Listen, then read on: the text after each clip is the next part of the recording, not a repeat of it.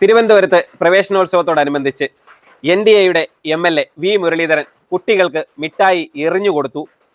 പിന്നെ എന്താണ് തൊട്ടുകൂടായ്മ, സവർണ മേധാവിത്വം, സവർണ ചിന്താഗതി എന്ന് വേണ്ട കഴിഞ്ഞ 2 ദിവസമായിട്ട്, അതായത് ജൂൺ 1 മുതൽ ജൂൺ 1 2 സൈബർ ഇടങ്ങളിൽ ഇടതുപക്ഷം, കൂടുതലും ഇടതുപക്ഷ ആളുകളാണ്, അന്തംകമ്മികൾ എന്ന് തന്നെ പറയാം, അന്തംകമ്മികൾ വ്യാപകമായി പ്രചരിപ്പിച്ചിരുന്നത് വി മുരളീധരന് മറ്റാളുകളോട്, താഴ്ന്ന ജാതിക്കാരോട് എന്താണ് തൊട്ടുകൂടായ്മയുണ്ട്, ജാതീയ ചിന്താഗതിയുള്ള ആളാണ് എന്ന് വേണ്ട എന്തൊക്കെ അധിക്ഷേപിക്കാമോ, എങ്ങനെയൊക്കെ അധിക്ഷേപിക്കാമോ അതിൻ്റെ അങ്ങേയറ്റം.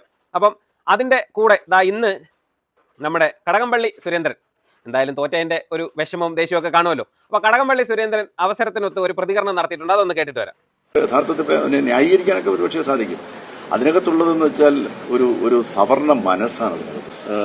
നമ്മുടെ രാജ്യത്ത് നിലനിന്നിരുന്നതായിട്ടുള്ള ജാതീയ വിവേചനങ്ങളെ ന്യായീകരിക്കുന്ന ഒരു ധർമ്മബോധത്തിന്റെ വക്താവായിട്ട് പലപ്പോഴും നിലകൊള്ളുന്നതിന്റെ ഭാഗമായിട്ടാണ് ഇങ്ങനെയെല്ലാം സംഭവിക്കുന്നത്. അല്ല, ഐത്തത്തിന്റെ പേരിലാണ് ഞാൻ മേശപ്പുറത്ത് മുട്ടായി ഇട്ടു കൊടുത്തതെന്ന് പറയാനായിട്ട് ആർക്കാ സാധിക്കുക?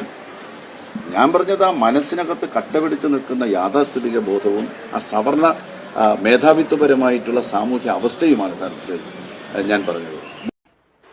അപ്പം കടകംപള്ളി പറയുന്നത് എന്താണ്? സവർണ മേധാവിത്വം, ജാതീയ ഐത്തം എന്ന് വേണ്ട എന്തൊക്കെ പറയാവോ അതൊക്കെ പറഞ്ഞിട്ടുണ്ട്. അതായത് ഈ കാലാകാലങ്ങളായിട്ട് കമ്മ്യൂണിസ്റ്റുകാർ ഈ ജനങ്ങളെ പല തട്ടിൽ നിർത്തി വോട്ട് ബാങ്ക് ആക്കുന്ന ഒരു പരിപാടി ഉണ്ടല്ലോ. അതായത് 2 ജാതി വിഭാഗത്തിൽപ്പെട്ട ആളുകൾ ഉണ്ടെന്നുണ്ടെങ്കിൽ അതിൽ സ്ട്രോങ് ആയിട്ടുള്ള ആൾക്കാർക്കെതിരെ വീക്കായിട്ടുള്ള ആൾക്കാരെ തിരിച്ചുവിടുക, അല്ലെങ്കിൽ വോട്ട് ബാങ്ക് നോക്കി ജാതീയത പറയുക എന്നൊക്കെ ഇവന്മാരുടെ ഒരു രീതിയാണ്. അതെല്ലാവർക്കും അറിയാവുന്നതാണ്. ഇവർ ഈ ജാതി മതം ഒന്നും നോക്കത്തില്ല എന്ന് പറയുകയാണെന്നുണ്ടെങ്കിലും ഇവന്മാരുടെ ജാതീയ ചിന്താഗതി അറിയണമെന്നുണ്ടെങ്കിൽ ഇവരുടെ കഴിഞ്ഞ നിയമസഭാ ഇലക്ഷനിൽ ഒരു സ്ഥാനാർത്ഥി പട്ടിക എടുത്ത് നോക്കിയാൽ മതി. അതിനകത്ത് പൊളിയും ഇവന്മാരുടെ ഈ പറയുന്ന ഞങ്ങൾക്ക് വർഗീയ ചിന്താഗതിയില്ല, ഞങ്ങൾ ജാതി നോക്കാറില്ല, മതം നോക്കാറില്ല എന്നുള്ള പൊള്ളത്തരമൊക്കെ കഴിഞ്ഞ പഞ്ചായത്ത് ഇലക്ഷനിലെ യവന്മാരുടെ സ്ഥാനാർത്ഥി പട്ടികയും കഴിഞ്ഞ നിയമസഭാ ഇലക്ഷനിലെ സ്ഥാനാർത്ഥി പട്ടികയും നോക്കി അറിയാൻ പറ്റും യവന്മാരുടെ ഈ പറയുന്ന പൊള്ളത്തരം.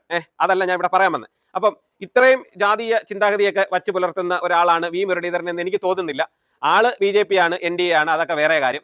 പക്ഷെ എനിക്ക് മനസ്സിലായിട്ടുള്ളതിൽ, ഞാൻ കണ്ടിട്ടുള്ളതിൽ കുറച്ച് ക്വാളിറ്റിയുള്ള BJP നേതാക്കന്മാരിൽ ഒരാളാണ് വി മുരളീധരൻ. അതുകൊണ്ട് തന്നെയാണ് പുള്ളിക്കാരൻ കഴക്കൂട്ടത്ത് ജയിച്ചതും. കഴക്കൂട്ടത്ത് ജയിക്കുന്നതിന് മുമ്പ് തന്നെ MP ആയിരുന്നു, കേന്ദ്ര സഹമന്ത്രിയൊക്കെ ആയിരുന്നു. ഒരു ക്വാളിറ്റി ഉള്ള മനുഷ്യനായതുകൊണ്ടാണ് അദ്ദേഹത്തിന് ആ ഒരു സ്ഥാനങ്ങളൊക്കെ കിട്ടിയത്. അപ്പം ഞാനിപ്പോൾ ചിന്തിച്ചോടോ, ഇത് ഇങ്ങനെയൊക്കെ ആണോ സംഭവം? ഇങ്ങനെ ജാതീയ ചിന്താഗതിയൊക്കെ വെച്ച് ഇതാക്കുന്നതാണോ എന്ന് നോക്കി ഇങ്ങനെ തപ്പി നോക്കിയപ്പം എനിക്കൊരു വീഡിയോ കിട്ടി. അതിനകത്ത് കണ്ടത് വി മുരളീധരന്റെ കടുത്ത ജാതീയ ചിന്താഗതിയും തൊട്ടുകൂടായ്മയാണ്. എനിക്ക് കണ്ടപ്പോൾ എൻ്റെ തൊലി അങ്ങ് ഉരിഞ്ഞുപോയി. ആദ്യമായിട്ട് അന്തംകമ്മികൾ പറഞ്ഞത് സത്യമാണല്ലോ എന്ന്.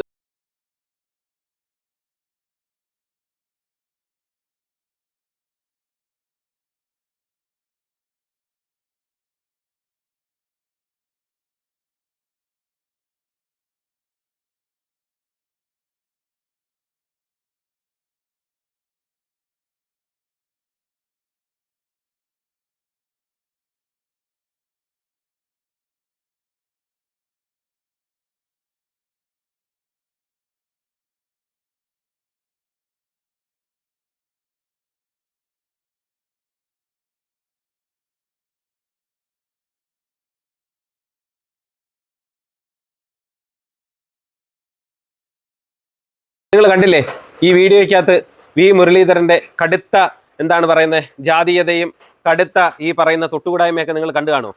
ഇതാണ് സംഭവം, ഇതാണ് യഥാർത്ഥ റിയാലിറ്റി. ഈ അന്തംകമ്മികൾ എന്താണ് പറഞ്ഞ് പ്രചരിപ്പിച്ചതെന്നുള്ളത് നിങ്ങൾക്ക് മനസ്സിലായി കാണുമല്ലോ. ഇതാണ് റിയാലിറ്റി, ഇതാണ് സത്യം. അപ്പോൾ ഒരു സത്യം ജനങ്ങൾ മനസ്സിലാക്കി വരുന്നതിന് മുമ്പേ നുണകൾ ലോകം മൊത്തം ചുറ്റി വരും എന്നുള്ളതിൻ്റെ ഉത്തമ ഉദാഹരണമാണ് വി മുരളീധരനെതിരെ ഇവർ കഴിഞ്ഞ ദിവസങ്ങളിൽ നടത്തിയ സൈബർ അറ്റാക്കുകൾ. അപ്പോൾ സത്യം മനസ്സിലായി കാണുമല്ലോ, ഇതാണ് സത്യം.